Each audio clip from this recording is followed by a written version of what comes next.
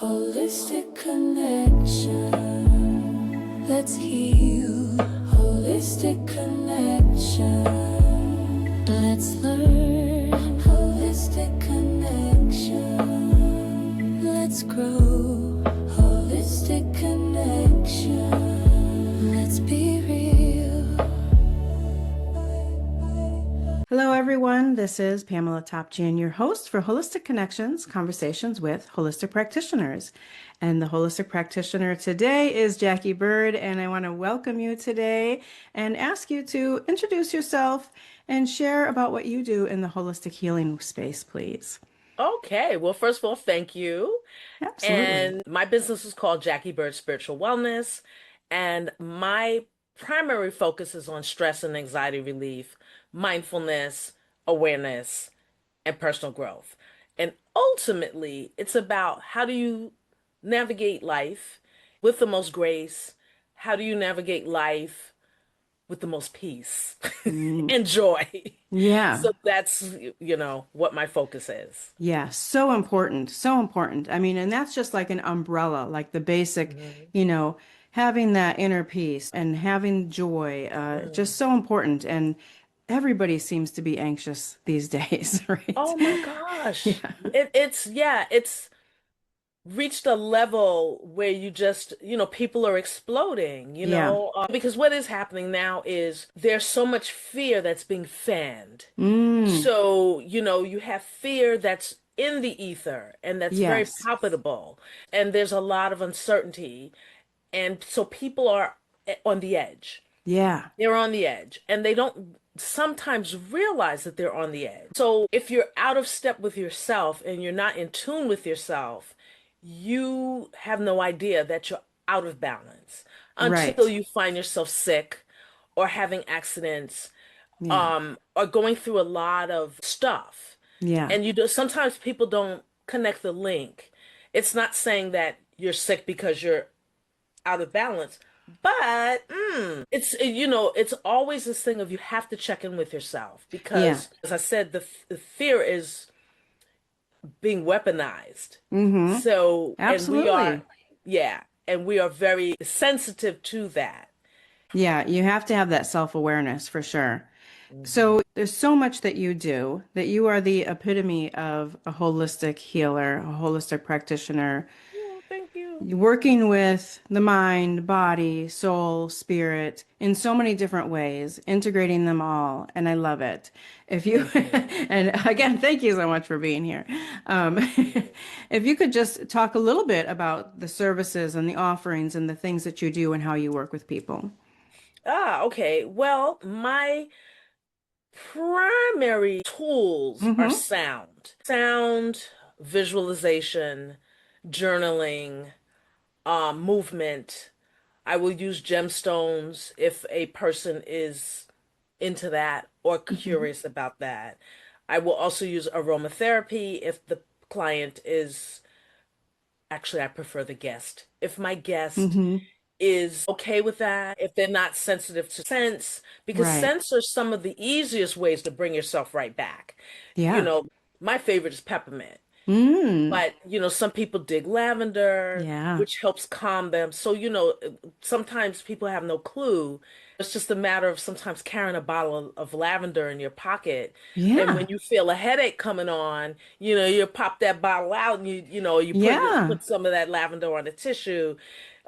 So, I work with kind of things that are accessible, Mm-hmm. that somebody may not realize how simple it can be to really bring Yeah. you, as they said in my favorite show, Westworld, until they canceled it, bring Okay. you bring yourself back online. Yeah, there you go. It bring Bring it. these things, yeah, whew, Yeah. help bring you back online. So I'll use tools like that.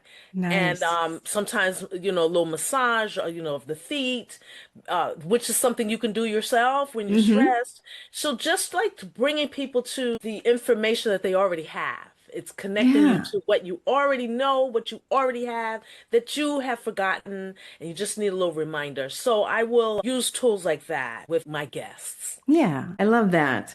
So, like I said, there's so much that you do, and you mentioned if the guest likes this or likes that, and I'm sure that you sort of listen to how they're speaking to you to kind of also get a Absolutely. clue as to what words they're using. You know, I see, I feel, or Hmm. I get a sense of, or whatever, like these key words to kind of get a clue as to what's going to work well for them, even if they're not sure themselves. That's Um, right.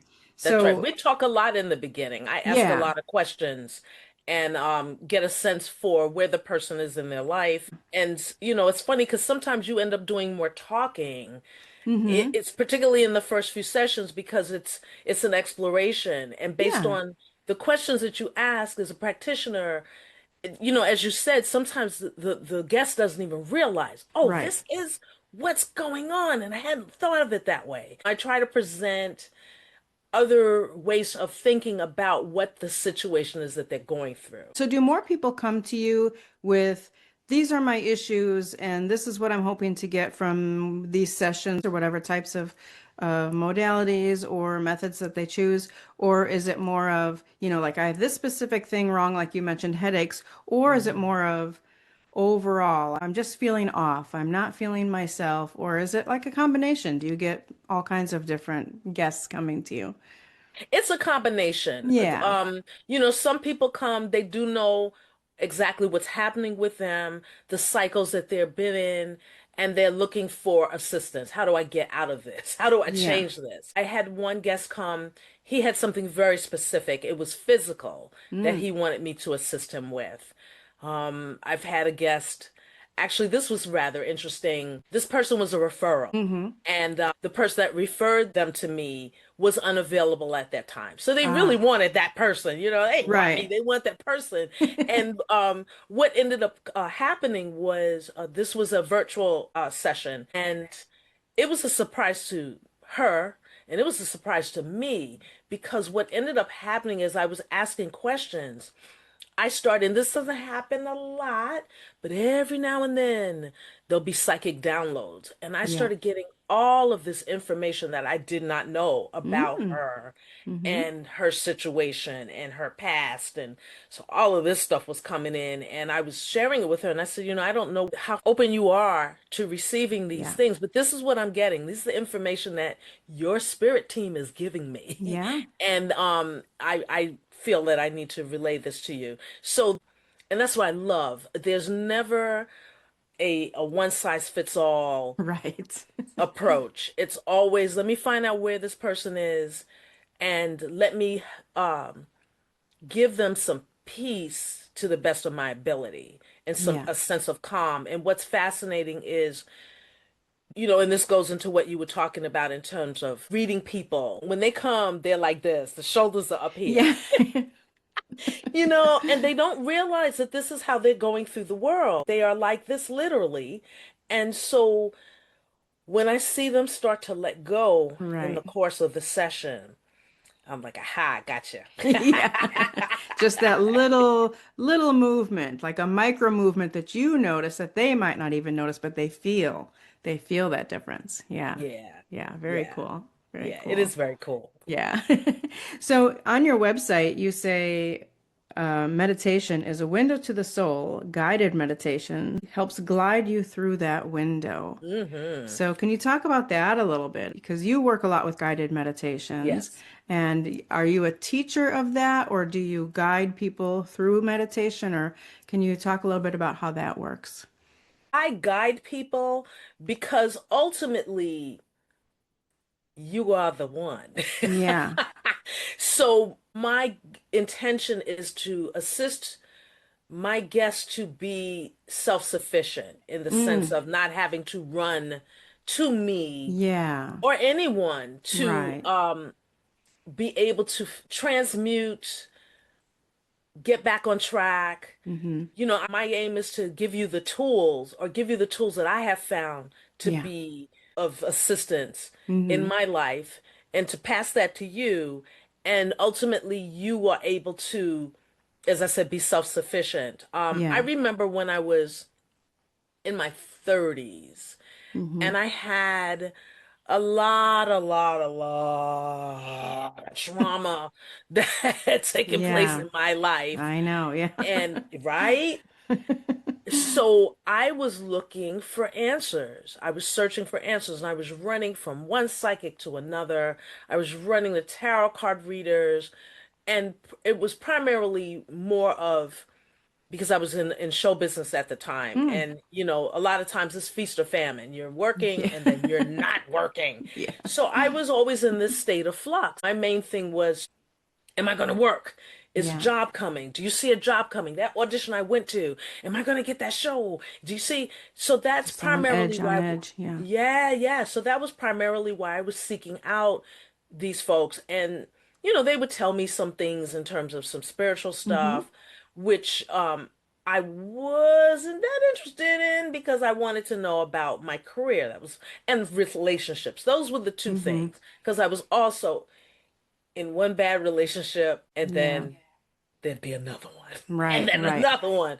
And instead of me actually looking at myself and how I was the common denominator in Mm-hmm. all of the things going on in my life, I was looking to others to answer questions. And over time, I began to realize that I just need to consult myself. I need to Yeah. consult my inner guidance, my inner wisdom, Yeah. my divine guidance. That's really all I needed to do. And yes, whatever that means, maybe inner guidance points me to a book, or it points me to a person, or it points me to a video. Yeah. But to get more in tune with my own inner navigational system.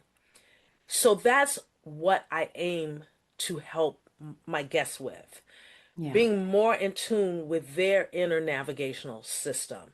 And when you have a lot of noise, be it your job, your family, schedules, whatever, it's really hard to tune out that noise and Yeah. be able to tune in. So that's why I like guided meditation, because I find that for people, particularly people that struggle with meditation, Mm-hmm.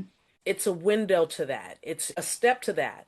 And speaking on meditation in general and just the whole thing of people struggling with meditation, Mm-hmm. there are many reasons for that, but a lot of it has to do with, and actually I'm going to sidestep for a minute.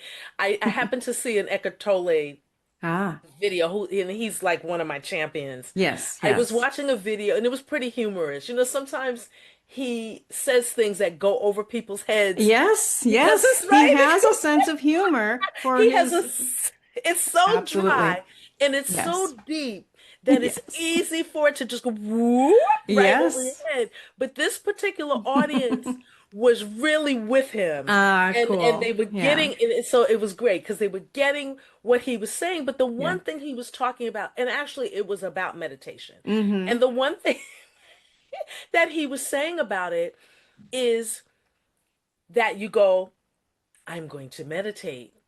And then you go, I have 30 minutes. Yeah. Yeah. And then you sit and you go, You're right. 29 minutes. Am I doing it right? Am I doing it right? Am I breathing right? Am Am I I sitting breathing right? Am right? I breathing at all?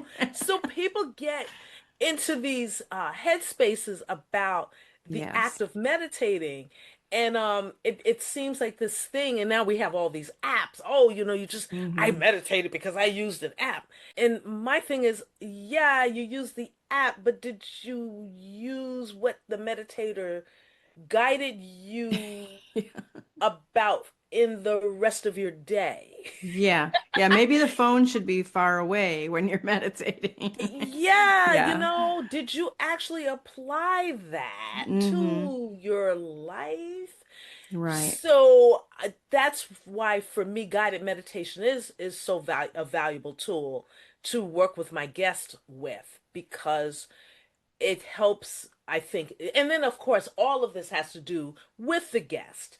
Is the Yeah. guest going to apply what you guided them through? Mm-hmm. And some of the realizations that you come to? Are you actually going to apply it? In my search in my 30s of, Mm-hmm. just as I said, running from one psychic to another, a tarot card reader to another, ultimately I had the realization that I have to be responsible and take responsibility for my joy, my inner peace, Yeah. for my life. I have to take responsibility for that. And that means that I have to pay attention Yeah. and be present as Have much as I that can be. have that inner awareness, that self-awareness. That's what it all comes down to for sure. Right. And yeah, like you said, a lot of people have a lot of trouble meditating, and a guided meditation is really a great way to sort of introduce them to it. And if they can get the Mhm. feeling, Yes. in your mind, body, and soul, how it's Yes. supposed to feel when you really are meditating and not, as Eckhart Tolle was trying to say, looking at the time, trying to focus on your, all this stuff. But once they can get that, then that's sort of an introduction to being able to have just their own still, quiet Hmm. meditation on their own. That's a good Absolutely. introduction to that, I think. Um, and then through guided meditations, I mean, there's no limit to what you can work on. You can use it in conjunction with your still quiet meditations and then Hmm. having a guided meditation. And they kind of can work really well together to work through Yes. whatever you or whatever your goals are in your life. Hmm. Yeah, yeah, Hmm. it's amazing. So, where did all this start for you? Well, there's nothing like trauma. That's so true, though. I mean, you There's have to nothing almost like it. get down and dirty before you can. I mean, like the lotus, right? I mean, you have to get Mhm. down in That's that right. In the yucky, mud. mucky mud before you can rise up and bloom out of the water into the light. I Yeah. know, such a cliche, but it's so No, it's true. not. It's a perfect It analogy. is. It really It's is. I love it. absolutely perfect. And the thing is, what I'm learning in my own life as the years go by and I become a more seasoned being Yeah. in the earth school, I find that things are really simple, Mm. that they're nowhere near as complex as we make them. We like to make them. Nowhere Yeah. near. And that's also how we end up getting into trouble. Right. Because if it's simple, we're like, nah, that can't be. That's too simple. But it is. It is very Mm-hmm. simple. And so that analogy of the lotus growing through the mud is so apropos. And I remember the first time I actually saw a lotus. Mm. It was on its way out. That Yeah. I was like past the lotus season, Yeah. but just actually seeing how tall they are Yeah. was just. I was in Hong Kong, and I Yeah. The perfect place to see yes, lotus. but it was still so profound to actually see the mud Mm-hmm. and this beautiful, tall, serene being. Yeah. Even though it was, on the way out, it was amazing. So for me, how this all started, as I said, I was a performing artist, and I Mm-hmm. spent the first part of my life doing that. And I had reached a wall of many, but this Mm-hmm. particular wall was bad because I Mm. got very, very depressed and I Yeah. was very frustrated and just overall extraordinarily unhappy. And I've had, walls before. Matter of fact, I had a nervous breakdown maybe 10 years earlier. Mm. I had considered taking myself out of here Mm-hmm. one night. So, I had been through the depths, Yeah. but there's always another depth. Yeah. If you're not paying attention. So I was in this position, I was in this place, and at that time, I think I was 42. I think it was 42. Mm-hmm. And the industry was shifting, it was changing. But when you're in it, you can't see it. You just Right. see your own frustration. You're just, You yeah, don't locked in realize that. Yeah. you're just locked in it. You Mm-hmm. don't realize that there is always change, but you can't see it. And I was in that period where, as I said, the industry was changing. There were all these shows coming over from England, Mm-hmm. and the requirements to do shows was changing. Ah. Vocally, what they were looking for, physically what they were looking for, and I had none of those. Mm. My voice was not what they were looking for at that time. And Mm-hmm. because at this point I had segued out of dancing and being primarily a dancer singer Mm. to a singer who may dance if you ask nicely. Yeah. So, and an actress. So I could not find where I fit. Mm-hmm. And I was trying really, really hard. Where's my place in this industry? How do I fit? And that wasn't the right question. Those were not Mm. the right questions, but those were the questions I knew. So I was Mm-hmm. asking those questions. And so I remembered I was really, as I said, I was really depressed. And one day I had, oh gosh, ah, I was coming home probably from a rehearsal. Mm-hmm. I wasn't working as a performer in that moment because I've always been a teacher. I've always taught dance. So I was coming from probably one of the schools I taught, and I started crying. I started crying on Mm. the train. And what's interesting about that is not one person saw it. Oh Not one gosh. person. Yeah. So I'm sitting there crying. I cried on the train. I cried walking from the train to my home. I cried when I got in the house, and my partner at the time, poor thing, he didn't know what to do. Yeah. And because sometimes people just want to fix it. And Yeah. a lot of times it's no, I need to do this. I need to cry. I need Yeah. to scream. I need to feel. Yeah. And so, he went to hug me, and I just went past him and went in the bathroom and Mm-hmm. was sobbing. And Yeah. I finally, got all the tears out, and Released everything. I released everything, but I Yeah. was left still with the question of now what? Yeah. Right. And but knowing that I was so miserable, and I can't quite remember what the time period was, but I remembered one day making a decision Mm-hmm.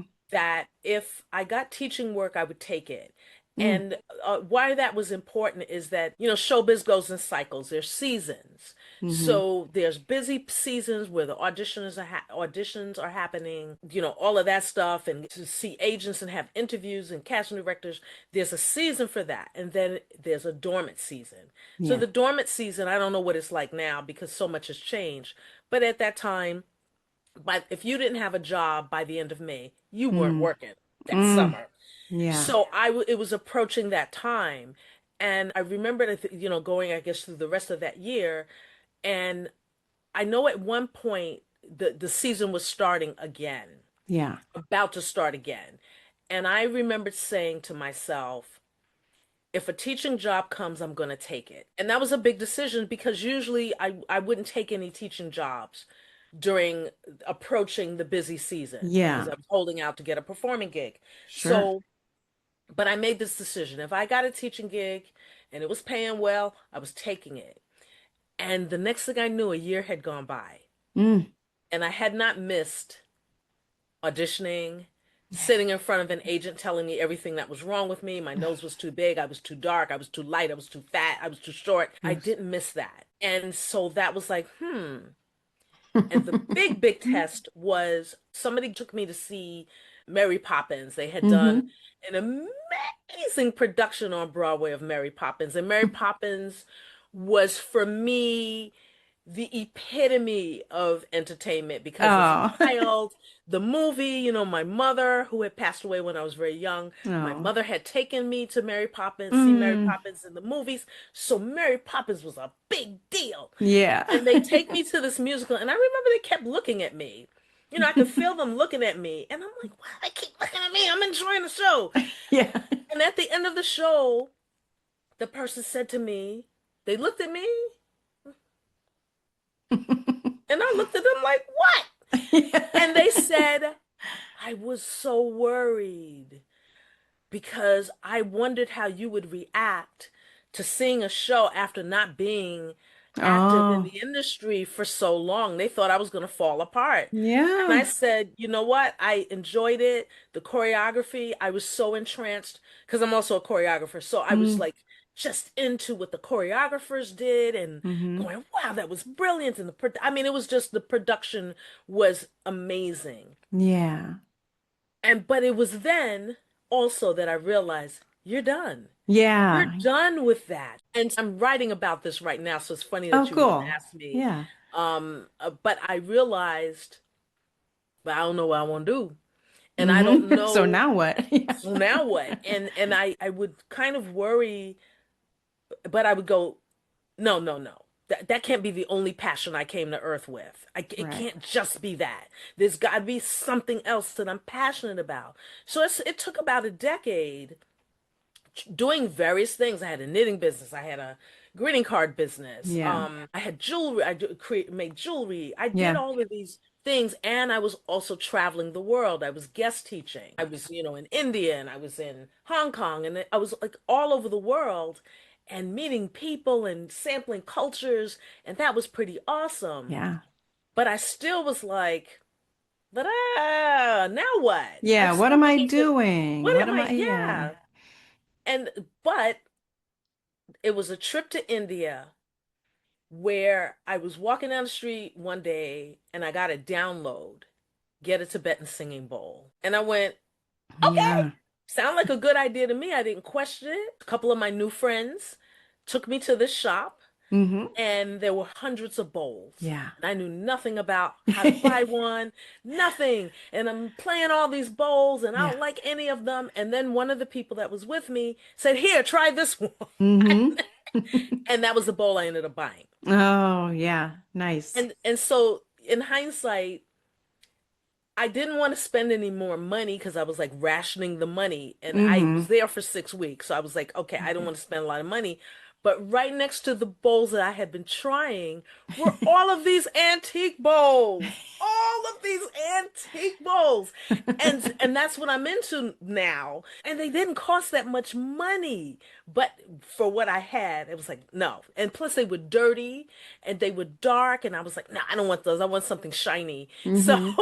I ended up, and of course now I know differently. But Yeah. that was the seed. That was Yeah. the seed to this part of my journey. And then maybe 6 years later, because I used it and I found Mm-hmm.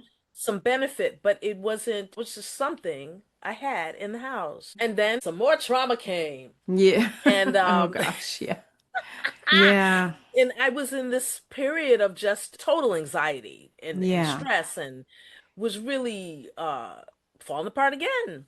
Mm-hmm. And one day I said, you getting on, because at this point now I'm in a new relationship. Well, it wasn't so Mm-hmm. new by that point, but I was in A different one a then. different Yeah. relationship. Mm-hmm. And he just kind of looked at me one day and he didn't say anything because he's so sweet. Yeah. He's so sweet. He's not like me. Where I'd be like, you need to get it together. He would just he would just look at me, and he looked at me this one particular time, and it did say, "You're falling apart. You need to Mm. get it together." But it was so kind. He's so kind. It was out of concern and not out of, Yeah, like accusations. Yeah. no, there was no accusation there. It was Mm-hmm. just, you really you know better. It was basically Mm-hmm. you know better. You know how to take care of yourself. Yeah. Yourself. Mm-hmm. And so I was like driving him crazy and I was driving myself crazy. Sure. And it was like, you need to calm down. You need to calm down. And all the books I had read, Seth Speaks and, Mm-hmm. all of these books I had been reading for a couple of decades, all of that information just went fruit. I had not even tapped into any of that. Yeah. And so this particular day, I'm really on my own nerves and I sit in the room and there's the bowl. And I pick up the bowl and I start playing it. And as I'm playing it, I'm finding that I am moving away from all of the problems, that I am Ah. moving into a space that's just calm and there's no problems. And it's Yeah. just me connecting to me. And that was the seed. The Now the seed is beginning to bloom. And that's when my new trajectory fell into focus. yeah. Yeah, I love that. I love that. And it's so great too that you have this whole memory of where it started, that Hmm. seed, and where that seed started blooming and coming to fruition and all of that. And when you noticed, it's like, I remember that day I noticed, yeah, Yeah. how the sound can feel and how healing it can all be. That's Hmm. amazing. I love that. Thank you for sharing. Oh, it's my pleasure. It's one of Yeah. my favorite life stories. Oh, I love it. I love it. So you mentioned that you're writing and we're running out of time here, but you are an author and you're an artist and all of your information and all of your offerings are on your website. It's JackieBirdSpiritualWellness.com and your Hmm. first name is spelled for those that are listening and not watching. It's Jacquie and then Bird, spiritualwellness.com. And everywhere that you are is the same name. So I love that. Yes. It makes it easy for everyone. You're on Facebook, Instagram, you have a YouTube channel, your own Hmm. podcast, you're on Substack. Okay. So we'll have all those links below. And is there anything that you want to make sure that people know or make sure that you share before we end this today? Wow. Well, you are, like we say, you are enough. Mm-hmm. For me, that doesn't go far enough. It is, you are it. I love that. Yeah. Yeah, thank you so much. So again, everybody, check out her website. All the information is there. Check out all the other places, follow her everywhere. And we didn't even get to touch on so much else that you do and so much more of your offering. So you have to check out the website. And yeah, let's learn and heal and grow together and share this out, everyone. And thank you once again, Jackie. I really am so honored that you were my guest today. Thank you so much. I appreciate being here.